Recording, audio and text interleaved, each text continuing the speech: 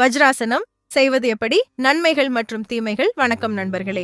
இன்று நாம் பார்க்க போவது மிகவும் எளிமையான ஆனால் பல ஆரோக்கிய நன்மைகளை வழங்கும் வஜ்ராசனம் பற்றிதான்.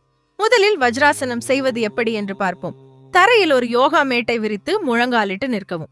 2 கால்களின் பெருவிரல்களையும் ஒன்றோடொன்று சேர்த்து வைத்து குதிகால்களின் மீது மெதுவாக அமருங்கள். முதுகு, கழுத்து, தலை ஆகியவற்றை நேராக வைத்துக் கொள்ளுங்கள். 2 கைகளையும் தொடைகளின் மீது வைத்து கண்களை மூடி இயல்பாக ஆழ்ந்த மூச்சை உள்ளிழுத்து வெளியே விடுங்கள். ஆரம்பத்தில் 2 முதல் 5 நிமிடங்கள் செய்யுங்கள். பழகிய பிறகு 10 முதல் 15 நிமிடங்கள் வரை செய்யலாம். இப்போது இதன் நன்மைகளை பார்ப்போம். வஜ்ராசனம் செரிமானத்தை மேம்படுத்த உதவுகிறது.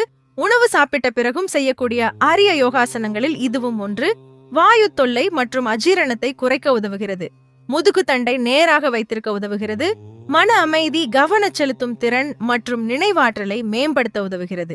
இடுப்பு, தொடை மற்றும் கால் தசைகளை வலுப்படுத்தவும் உதவுகிறது.